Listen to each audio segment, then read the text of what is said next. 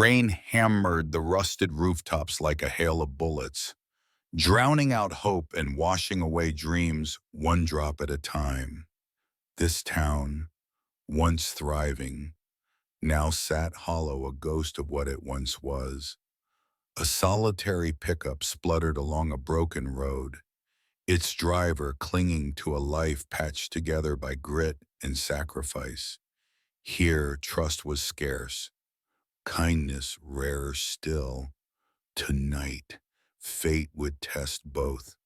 Tonight, a stranger's desperation and a man's quiet compassion would collide beneath the storm, igniting a spark capable of either reviving a community or burning it to ashes. But in this forgotten place, everyone knows sparks don't always bring warmth sometimes. They start fires. Wesley Townsend had lived all 58 of his years in Cattail Falls, Iowa, a place that once thrived on a bustling textile mill and the local railway hub. Now, the old mill sat abandoned at the edge of town, its smokestacks rusted into the gray sky, and the tracks leading out seemed more like escape routes than pathways of commerce. Wesley's days revolved around two unremarkable bush running a dusty repair bay in the back of Pine Street garage by day, and working security at the shuttered shopping center on the town's outskirts by night. But beneath that weary routine lay a quiet pride that came from being the sole caretaker of his 8-year-old granddaughter, Nora. After a tragic car accident claimed Wesley's daughter, the child's mother, Nora, had come to live with him, with the memory of his wife's passing years prior still raw. Wesley now clung to this granddaughter as his one bright spot in a life that often felt too heavy. Each morning, he would drive Nora to the small elementary school that still operated off Main Street, where the sidewalks were lined with sagging storefronts carrying dusty for lease signs. The old-timers, many of them in their 70s and 80s, remembered a different era when Cattail Falls had an ice cream parlor that stayed open until midnight, and children ran down the sidewalks on summer nights. Wesley, though younger than that generation, recalled enough of the good times to feel the sting of how far the town had fallen. He would stand by the chain-link fence until Nora disappeared into the building, her pigtails bouncing as she turned to wave goodbye. And he'd think, I hope she has better than this one day. At Pine Street Garage, Wesley's tasks were mostly oil changes and tire rotations. Folks in town didn't have money for big repairs. Half the vehicles barely passed state inspection. If someone couldn't pay, he'd let them slide for a few weeks or trade labor. It was an arrangement that kept the community afloat in its own small way, tight-knit, though impoverished. Donna Hayes, his late daughter's closest friend, often stopped by with a thermos of fresh coffee and a warm smile, checking on both him and Nora. She'd known the family for years, stepping in to help watch the little girl whenever Wesley's night shift overlapped with school nights. She was a retired librarian. Early 60s, silver hair neatly pinned, eyes kind but always tinged with concern. She'd read enough novels to see that this simple life wasn't sustainable if something big happened, a medical emergency, a broken-down car, or worse. In the evenings, Wesley would catch a quick dinner with Nora, maybe scrambled eggs and toast if he could manage it, before dropping her off at Donna's and then heading to the empty shopping center. The whole complex had gone under when the chain retailer moved out.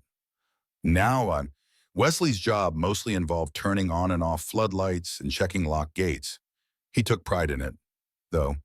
The hush of the place, the fluorescent lights buzzing overhead, reminded him that he was still needed, if only to keep the vandals away. It was during one of these late-night shifts that his routine cracked open, making room for a stranger who would change everything. He did not know it yet, but a simple act of kindness on a stormy evening would lead to a conversation about trust, second chances, and the soul of a community, conversations that would echo far beyond Cattail Falls. It began with the rain, a steady downpour that pounded on the aging glass roof over the mall's main entrance. Wesley had brewed himself a pot of black coffee in the security office. More out of habit than desire, he had learned long ago that staying awake through these silent hours required more than just caffeine. The clock on the dingy wall read 11:48 p.m. He had 7 hours of patrol left before the morning shift at the garage.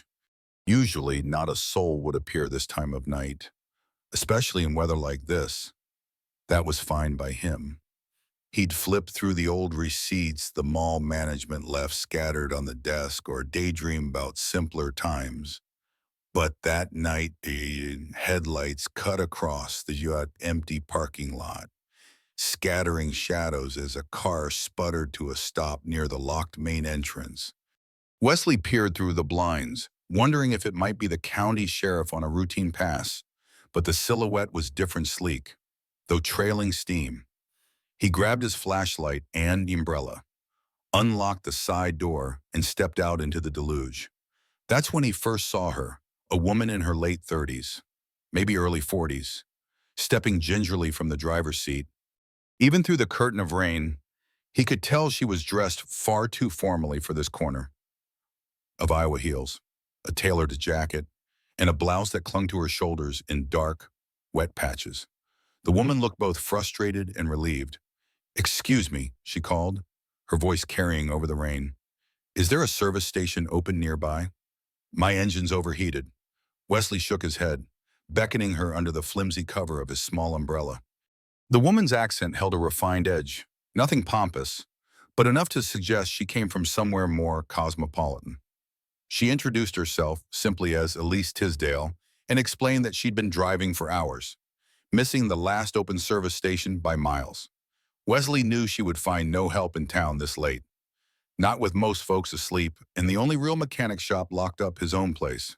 "I could get you inside so you can dry off," he offered. "We don't have much here, but there's coffee." Inside the dimly lit corridor of the old mall, Elise stood shivering. Her phone battery was dead, and she had no charger. Wesley handed her a towel from the security office, one he usually kept for mopping up leaks, and a steaming cup of coffee. She looked around at the vacant storefronts, the echoes of empty hallways, an eerie relic of better times.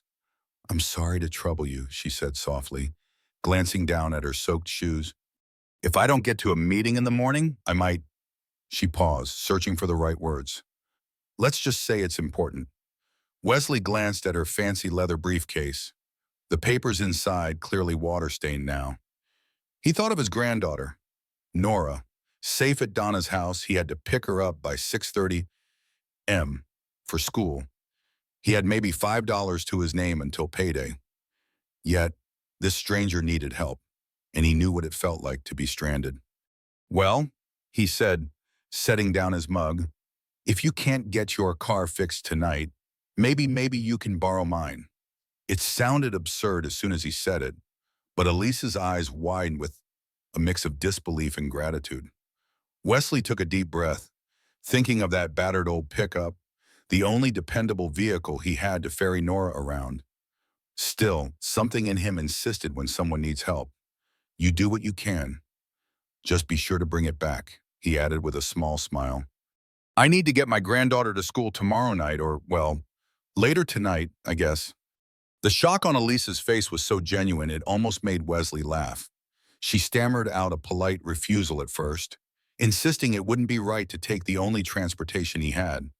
Yet Wesley insisted right back he didn't see any other option unless she wanted to wait until morning in the drafty mall. Eventually, Elise relented, fishing out a business card from her soaked purse.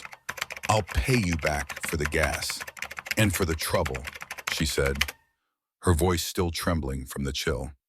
The card bore a discreet logo with her name, suggesting some affiliation with Tisdale Industries.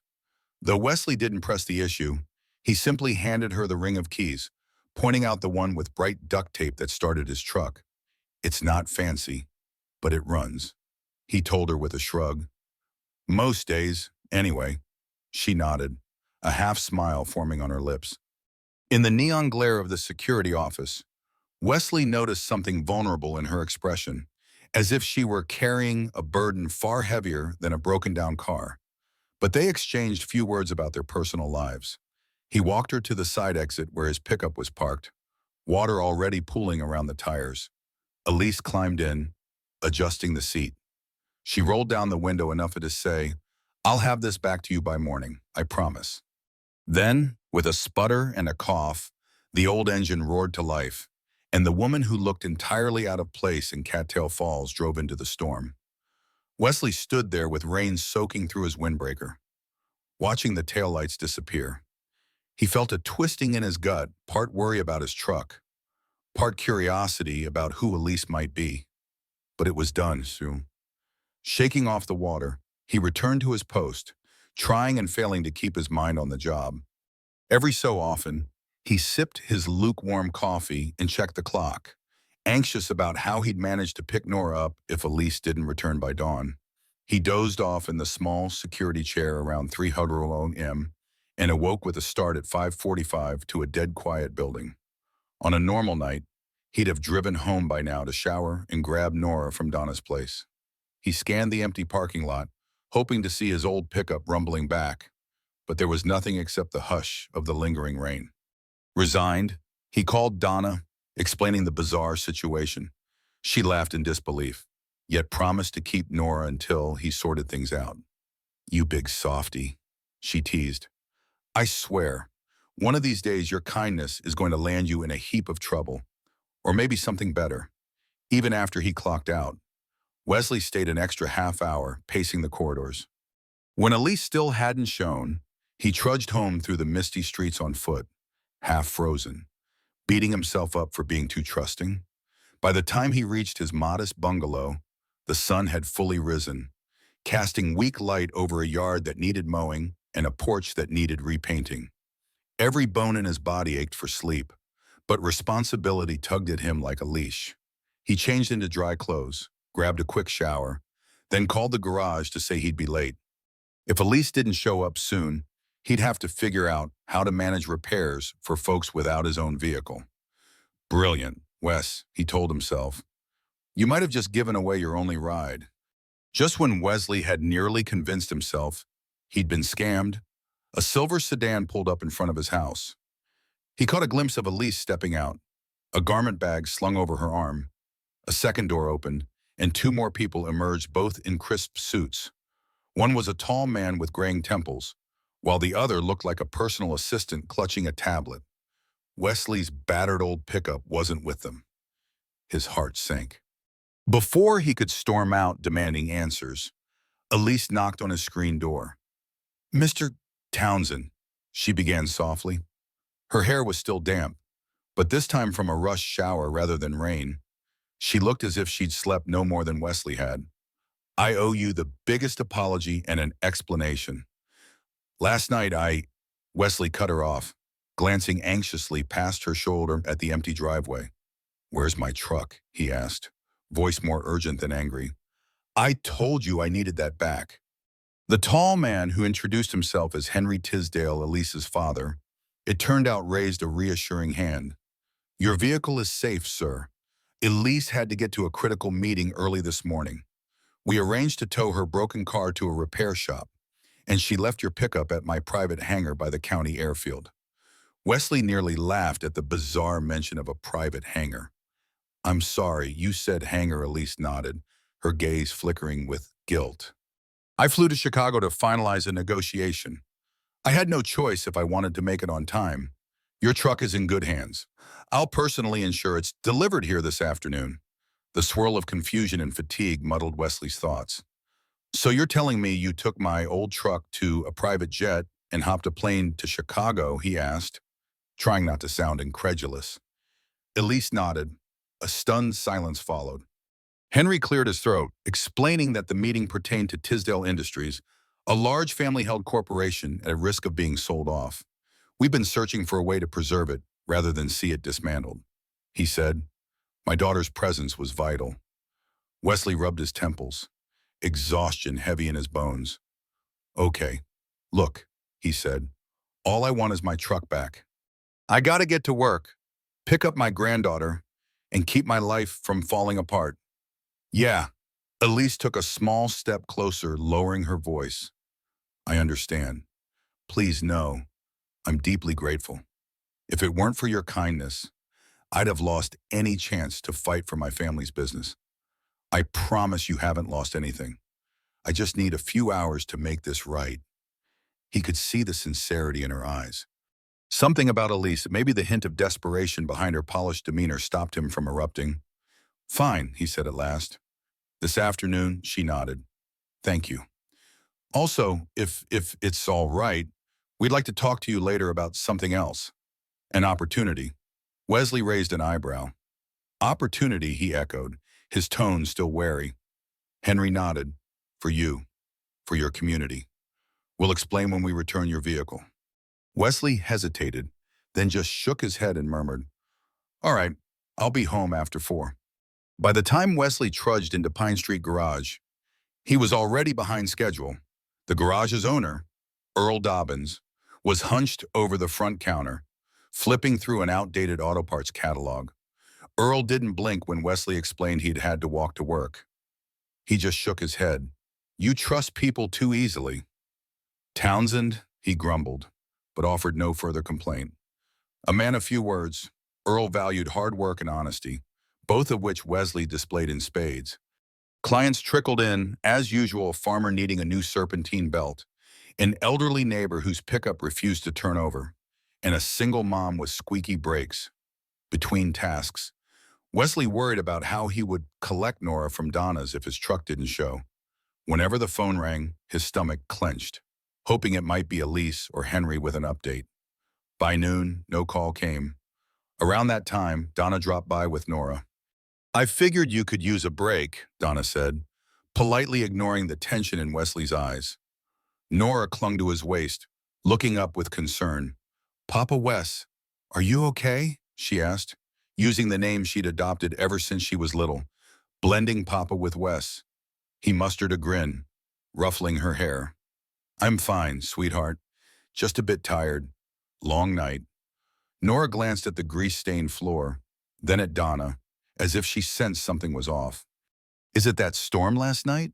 Did it flood anywhere? Wesley shook his head. Nothing we can't handle, he replied.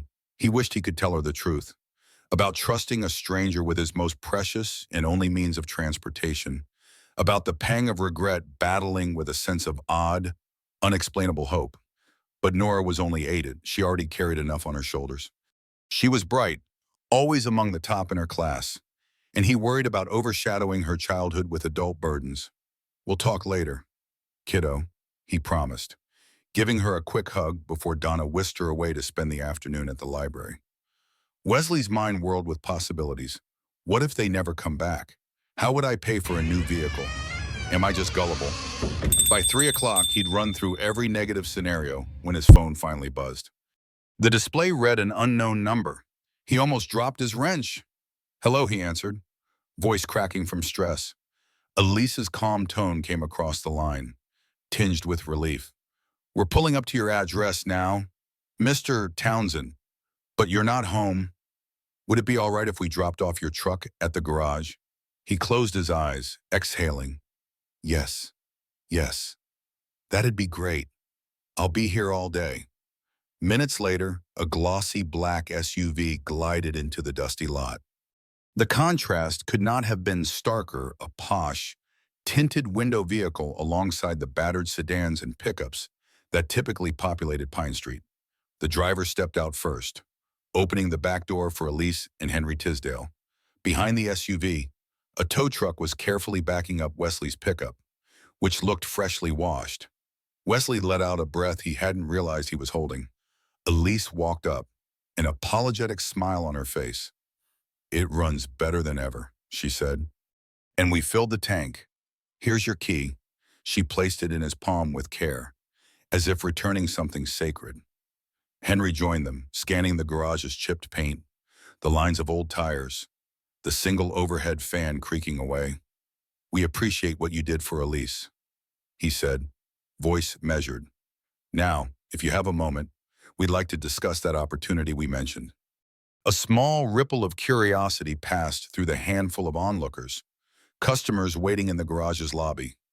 Earl peering over the counter with his bushy eyebrows raised when they saw Wesley step aside with these elegantly dressed strangers. Their hushed conversation only fueled the speculation. Wesley led Henry and Elise out back, where a battered picnic table offered a bit of privacy. The sun had come out in force, baking the asphalt, and a warm breeze rustled the chain-link fence that separated the garage from a vacant lot. "So," Wesley began, arms folded, "I've got my truck back. I'm grateful for that. What's this about an opportunity?" Elise opened the same leather briefcase he'd seen the night before, thankfully dry now, and pulled out a slim folder. Inside was a letterhead that read, "Tisdale Industries Community Investment Division." She placed it carefully on the table. "I'll be direct," she said. "We're seeking to revitalize certain small towns, starting with the one I grew up in. But after last night, I realized we might need someone local, someone who understands a community like Cattail Falls, which shares some of the same struggles, to serve as an advisor." Wesley blinked, not sure he was understanding. Henry elaborated. "We have a plan to reopen factories under new cooperative models, invest in local infrastructure, and partner with existing businesses. But we lack the grassroots perspective. My daughter's approach is to ensure we don't just throw money around, but actually work alongside people with a stake in the outcome." The notion that these wealthy individuals could be serious about investing in a dying town like his struck Wesley as fanciful. He scratched at the stubble on his chin. "Why me? I'm just a mechanic and part-time security guard. I don't have a degree or fancy credentials." Elise gave him a look that teetered between admiration and empathy. "Because you've lived these problems, you know the faces behind every closed shop on Main Street." And she pressed her lips together. "Because you helped me without asking for anything in return. That speaks to your integrity." Wesley felt the heat rising in his cheeks. "I don't know about all that. I was just doing what anyone with half a conscience would do. I'm not a saint, and I'm definitely no expert." Henry leaned forward, tapping the top of the folder. "Which is precisely why we believe you'd be perfect. Experts can tell you how to run numbers, but they don't always see what's allowing the grind the everyday folks scraping by. If we aim to do this right, we need your insight." He glanced at the folder, noticing a mention of compensation and consultant. The sums, if real, were unlike anything he'd ever earned enough to fix up his home and maybe set aside for Nora's future. But it also felt surreal. "I need time to think," he said, half to himself, half to them. Elise nodded. "Of course. We'll be in town for a few more days, dealing with my old family property. We'd love to meet your granddaughter, too, if that's all right. She's part of this community."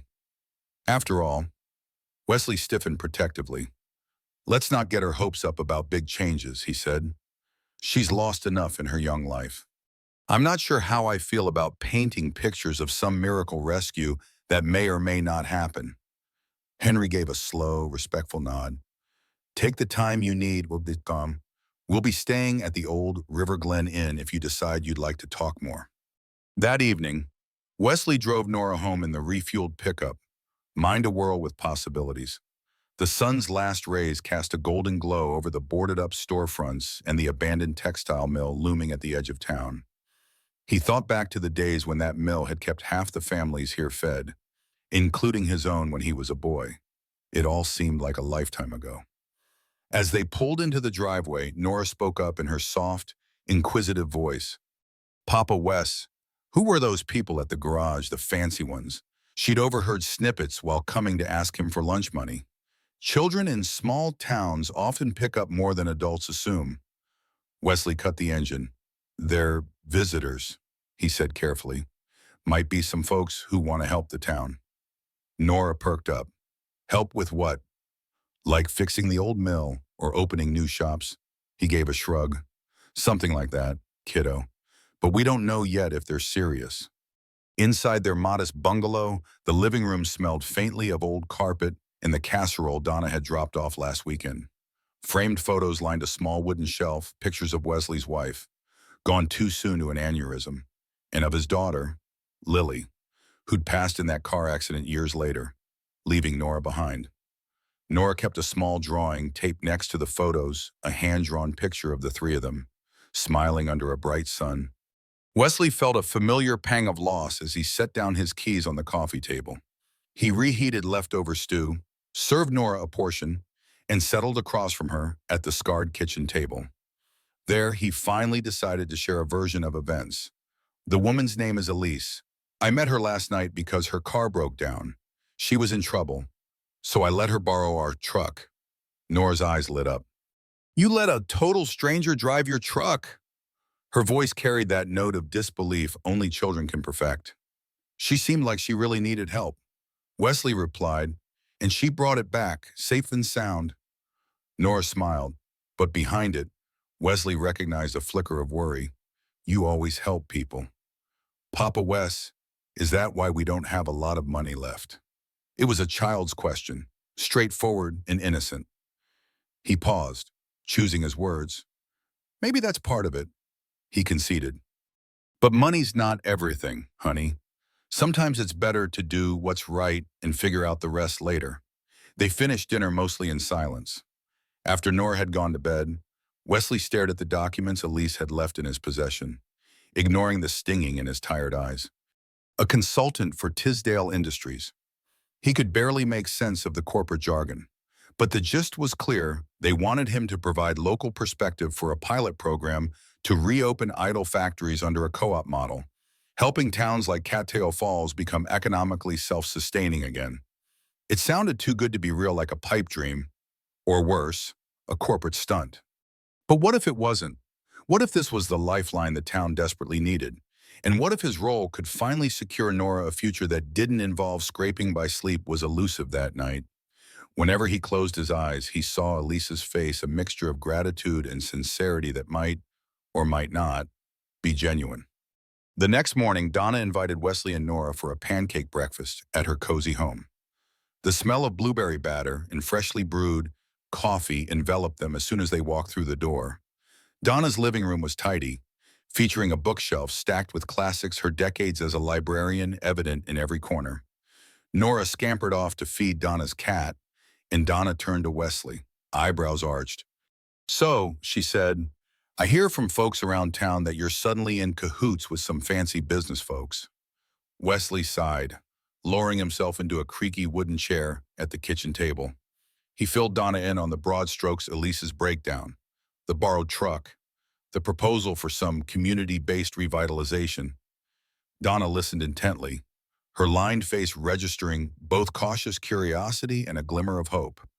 Once he finished, she poured him a second cup of coffee.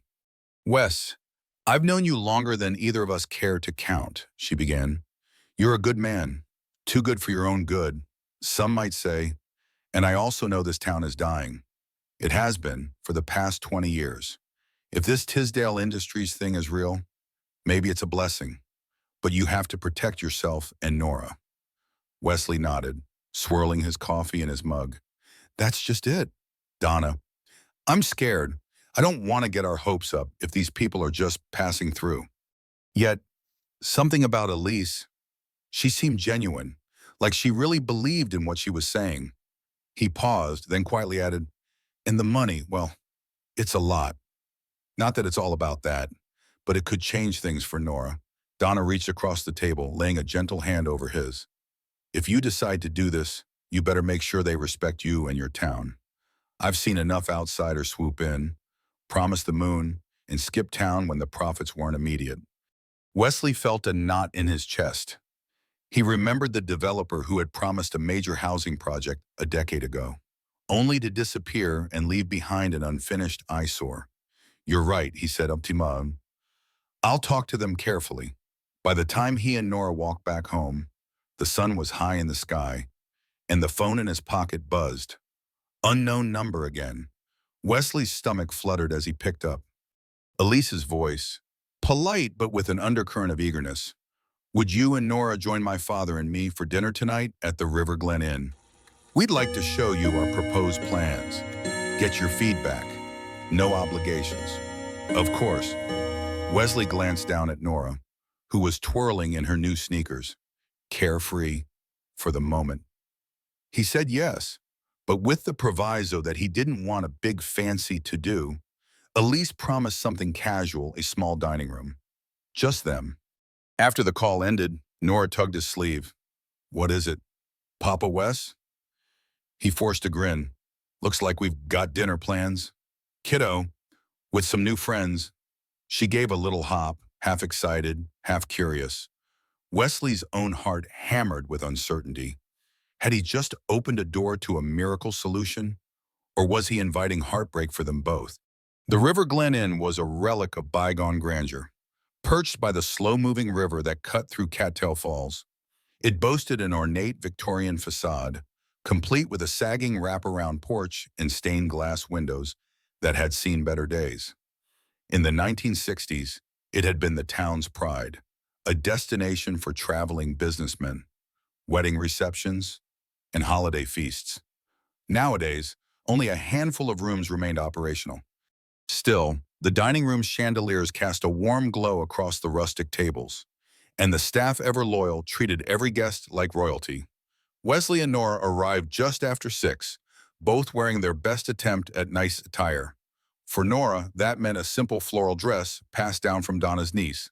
For Wesley, a clean plaid shirt and trousers that still felt out of place among the polished floors. Elise met them in the lobby, dressed less formally than before, no suited jacket this time, just a smart sweater and slacks. She offered Nora a gentle smile, kneeling slightly to greet her. "You must be Nora. I've heard your grandpa talk about you." Nora's face lit up, though she glanced at Wesley for reassurance. Henry Tisdale was already seated at a corner table, flipping through a binder. He stood when they approached, extending a polite handshake. "Mr. Townsend, Miss Nora, it's a pleasure." Nora giggled at being called Miss, and Henry chuckled, obviously wanting to make a good impression. Once they were settled, a server brought out homemade bread and butter. Elise ordered a simple chicken stew. Henry asked for the house special.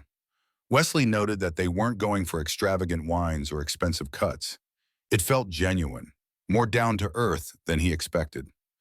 After small talk, school, weather, local history, Henry and Elise opened the binder. Inside were architectural sketches of factories and distribution centers, lines of financial projections, and references to cooperative ownership models. Elise pointed to a diagram resembling the old textile mill. "We want to partner with local investors and workers," she explained in a calm, reassuring tone. "If the town can form a workers' board, Tisdale Industries would provide the capital to refurbish the mill, then train people to operate updated equipment. A significant portion of the profits would cycle back to the workforce and the town itself." Wesley studied the page, heart pounding. "This sounds, well, I won't lie, it sounds too good to be true. We've had big promises before, and they never panned out. Why are you so sure you can make it work?" Henry folded his hands on the table. "Truthfully, we aren't sure. Business is always a risk, but we have resources and a moral imperative to invest them in places that need it most. My father built Tisdale Industries with a commitment to people first. Over the years, some of that got lost. We want to bring it back." Nora listened quietly, nibbling at her bread. Finally, she piped up in that matter-of-fact tone children have. "If you fix the mill, does that mean my friend's dad can get his job back and won't have to leave town?" Elise blinked, touched by the realness of the question. "That's the hope," she answered softly. "So families can stay together instead of chasing jobs in distant cities." Wesley felt a lump in his throat. He thought of how many neighbors had packed up over the years, leaving vacant homes and broken roots. After a moment's pause, he nodded. "All right, let's talk specifics." For the next 2 hours, the Tisdales laid out an ambitious but detailed plan. The factory wouldn't be some massive, automated behemoth requiring only a skeleton crew. Instead, it would focus on specialty textiles, high-quality goods that could be marketed as American-made in a niche part of the industry. The cooperative model meant that local workers, once trained, would hold shares in the enterprise, fostering a sense of ownership. Tisdale Industries would provide the initial funding, machinery, and managerial support, but local leaders elected by workers would have a seat at the decision-making table. Earnings would be reinvested in the plant and the community, ensuring long-term sustainability. Or, at least that was the theory. Wesley was struck by how well-researched they seemed. referencing everything from USDA grants to small-town revitalization success stories in other states. But he noticed they kept turning to him for input, like how many able-bodied workers were left in town, or what skills existed among the unemployed. He did his best to answer, though he felt unqualified for such weighty questions. After all, he was just a mechanic. Yet every time he voiced uncertainty, Elise jotted notes as if his insights were gold. "We need someone on the ground," Henry reiterated. "Someone who's invested in this place, who can connect us to the people who matter." As dessert arrived, a simple apple cobbler, Elise made the proposition official. She wanted Wesley to become a consultant for Tisdale Industries, specifically on the pilot program for Cattail Falls. The pay would be significant, far beyond anything he'd earned at the garage or the security job. In exchange, he'd help coordinate local efforts, gather input from the workforce, liaise with the city council, and occasionally travel to Tisdale's main offices to report on progress. Wesley stared at the number on the sample contract. His stomach flipped. This could pay for Nora's college, maybe even fix up his house. But the idea of traveling to some corporate office made him feel like he was stepping into a world that didn't belong to him. "I don't have a fancy degree," he murmured, glancing at Elise. "Or any degree, really." She placed a hand on the table, palm open. "You have decades of life experience, mechanical know-how, a reputation for honesty, and a heart for this town. That matters more than an MBA." Across from them, Nora was fighting off a yawn. The server had boxed up half her dinner for takeout, and she'd spent the last 30 minutes coloring on the back of a menu. "Papa Wes," she said softly, "can we go home soon? I'm sleepy." Wesley stroked her hair. "Yeah, kiddo, just a sec." He turned back to Elise and Henry. "I need a few days to think about this. It's not just about me. I can't let my granddaughter down, or this town, if something goes sideways." Henry's expression was kind. "Of course, take all the time you need. We'll be here a bit longer, meeting with local officials and looking at the mill site." Elise smiled. "And if you have questions, day or night, call me. I wouldn't be here if it wasn't for your kindness. Mr. Townsend, I hope we can offer a kindness back."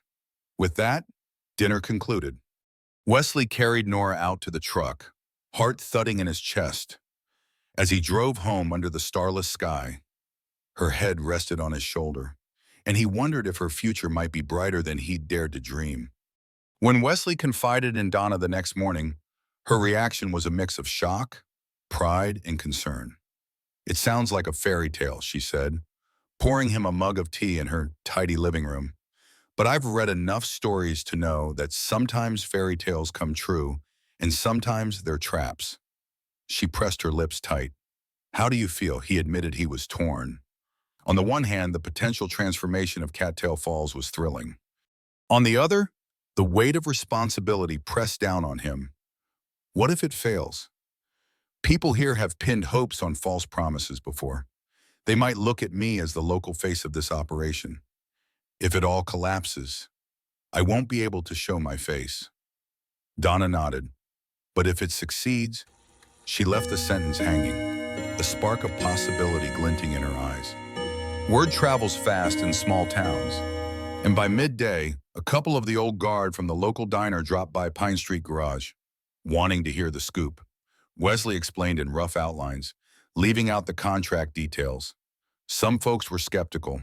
"We've been burned," they said, reminding him of the half-built housing development that never materialized. Others were cautiously excited, especially those unemployed for months. Even Earl, the garage owner, told Wesley he'd step up if it meant new business might roll in. "We need something," he said, "or we'll just dry up and blow away."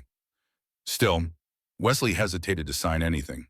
He found himself driving out to the edge of town, parking near the old mill. The massive brick building loomed with broken windows and a collapsed loading dock. Birds fluttered in the rafters, and graffiti marred the old walls. Walking through the weeds, he could almost hear the echoes of machinery, the murmur of workers from decades past.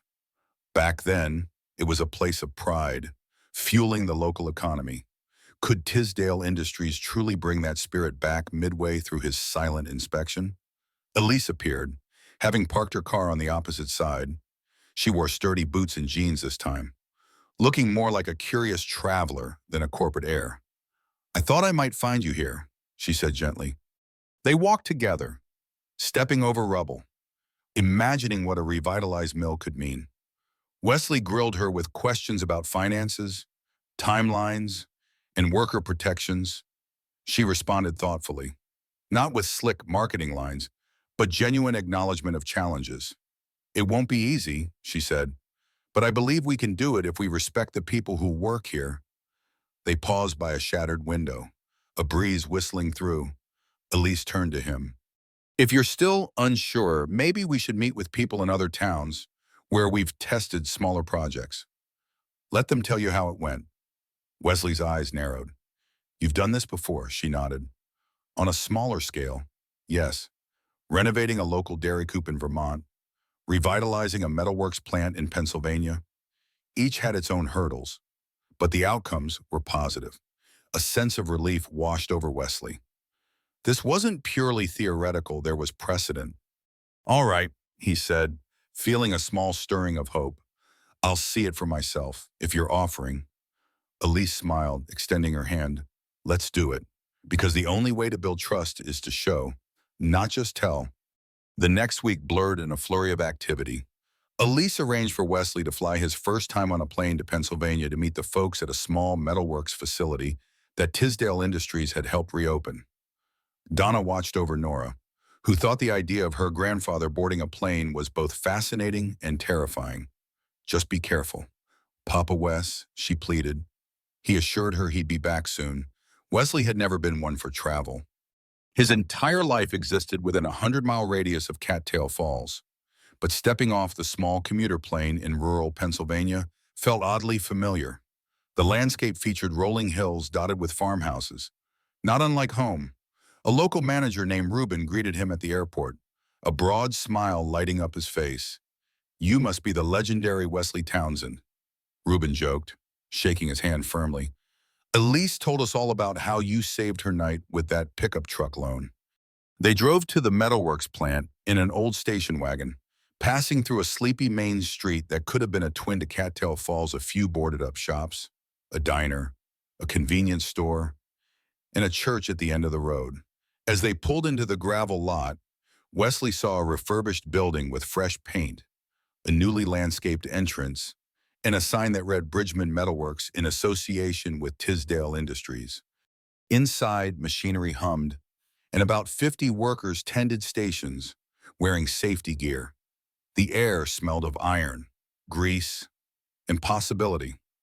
Reuben introduced Wesley to the Workers' Committee, a group of welders, machinists, and office staff who shared ownership stakes in the plant.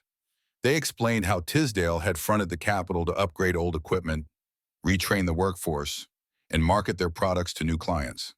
The workers, in turn, contributed small buy-in amounts and a portion of their future earnings to maintain the cooperative model. "It's not a charity," said Linda, a middle-aged welder with a streak of gray hair. "We still have to turn a profit, and we do, but we have a voice in how things run." Wesley listened, peppering them with questions. How did they handle disagreements? What if production costs rose unexpectedly? Did Tisdale threaten to pull out if profits dipped? The answers were candid. They navigated challenges with monthly open forums. Tisdale offered guidance but didn't micromanage, and short-term profit dips were accepted as part of a longer-term vision. "They treat us like partners," Linda added, "not employees. That's the difference." By the end of the day, Wesley's head brimmed with information, but his heart felt lighter. These folks were living proof the model could work. Later, at a modest dinner in a local tavern, Reuben raised a glass. "To Cattail Falls," he toasted. "May it rise like we did." Wesley felt a lump in his throat. For the first time in years, he believed that might be possible. Flying back. He stared out the tiny window at the clouds, thinking of Nora. He pictured her future. Maybe she'd be able to stay in Cattail Falls, see it thrive, pass on the same sense of community. Or maybe she'd go off to college. but still have a home worth coming back to. Upon landing, Elise was there, waiting in the terminal. Wesley saw relief flood her features when she spotted him. So she asked, not hiding her anticipation. He gave a small nod. "I'm in," he said. "Let's bring the mill back." Signing the contract wasn't as glamorous as Wesley might have expected for such a life-changing moment. It happened in the back office of Pine Street Garage. After closing time, Earl had given him permission to use the space, clearing off a greasy desk that smelled of engine oil. Elise and Henry arrived with an attorney in tow, a bespectacled woman named Ms. Warwick. Nora was there too, quietly doing her homework in a corner as the adults talked. The contract, labeled Consultancy and Community Liaison, laid out the terms Tisdale Industries would pay Wesley a monthly retainer to advise on local matters, coordinate with stakeholders, and serve as a figurehead for the project in Cattell Falls. In turn, he agreed to share information, make introductions, attend certain corporate meetings, and keep a level of confidentiality regarding proprietary strategies.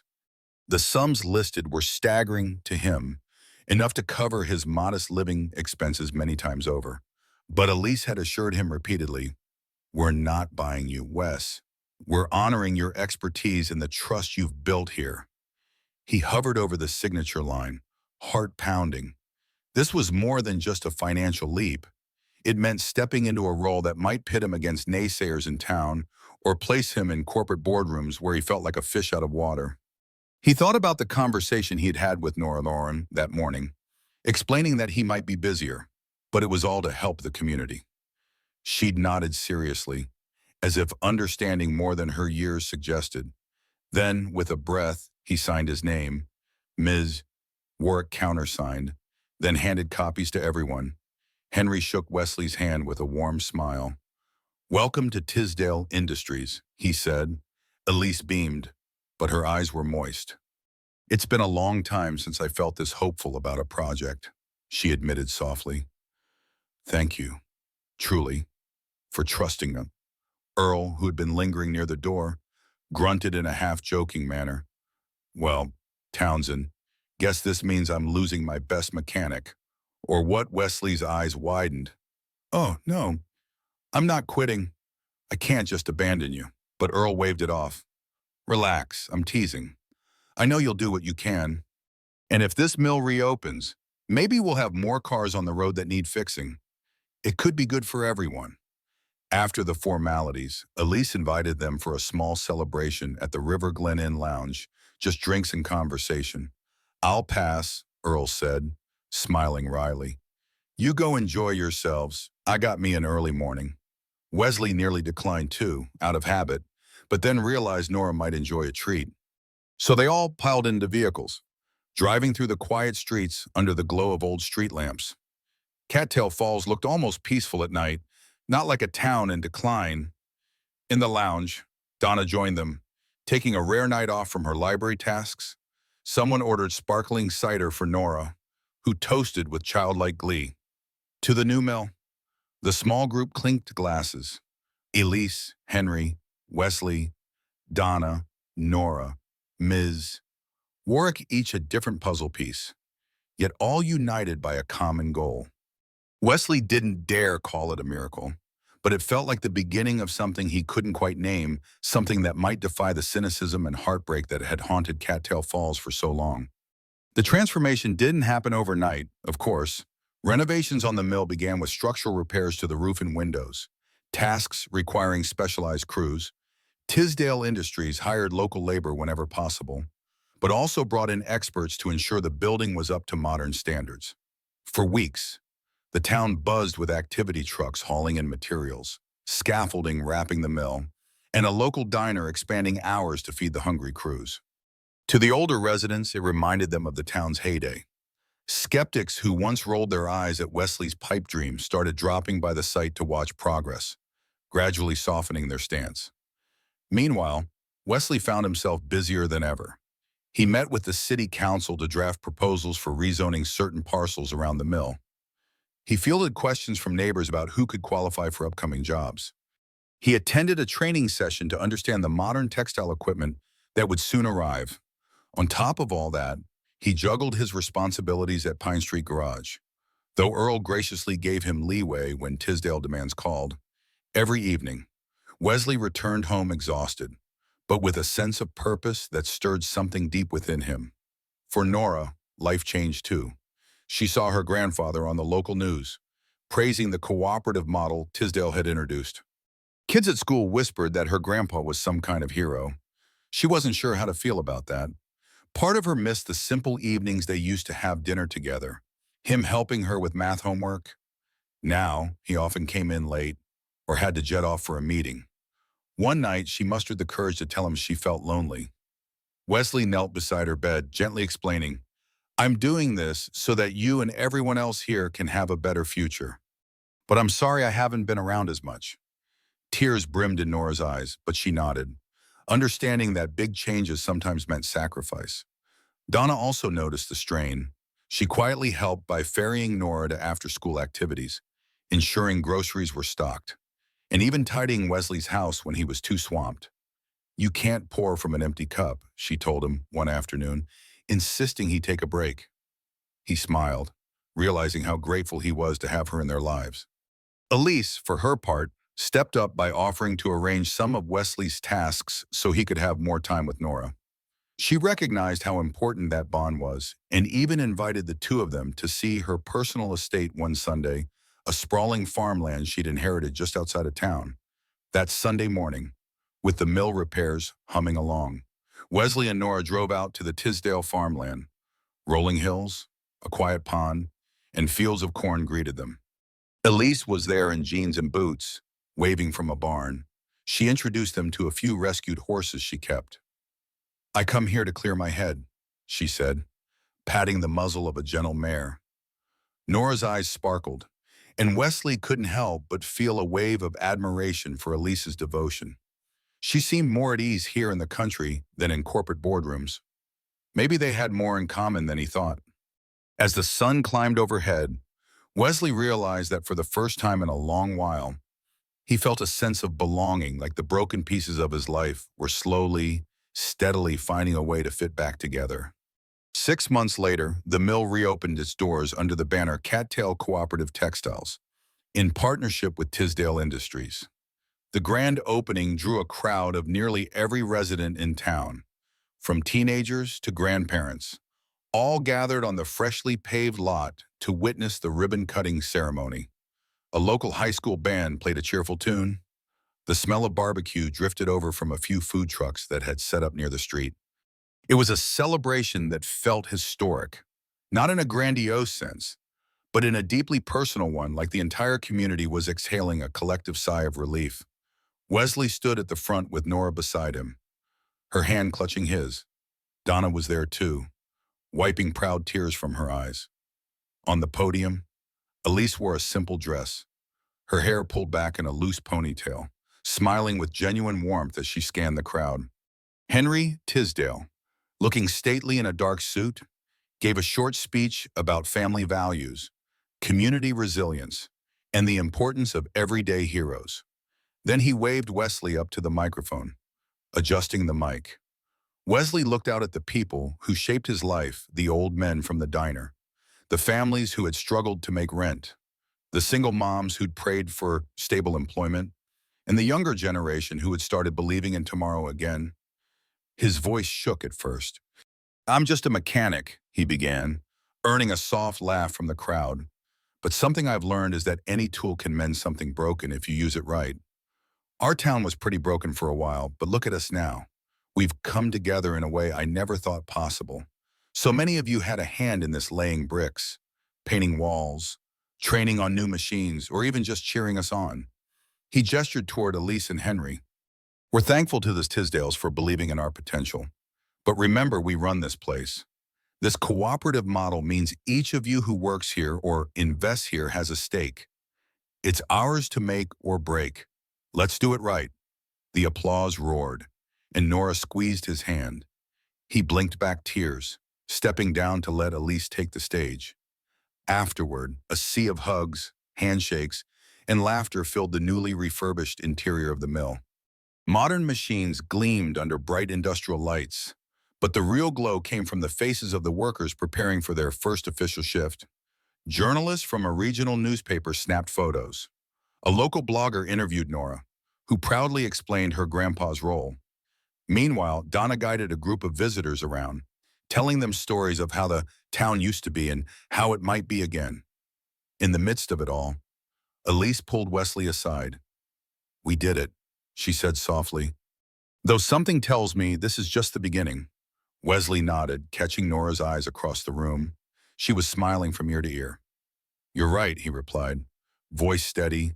"This is where the real work starts."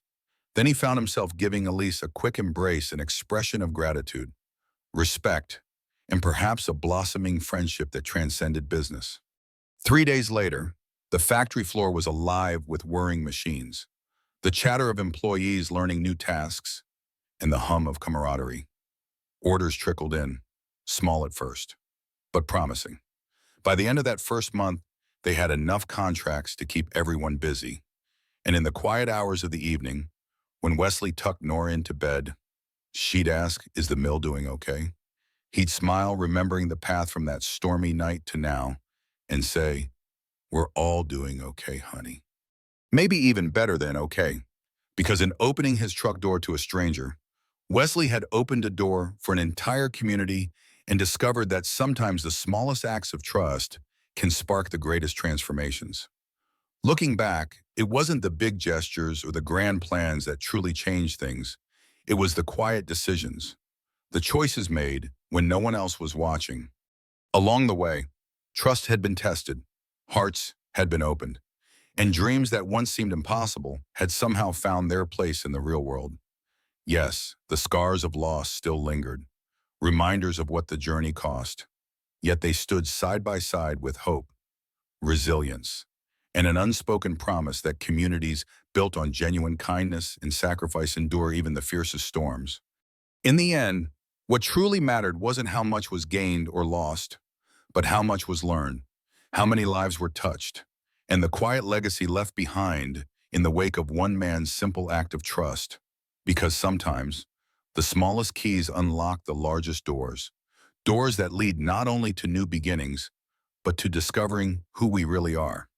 And now, as we walk away from this story, perhaps it's worth asking ourselves what door in our own lives still waits to be opened.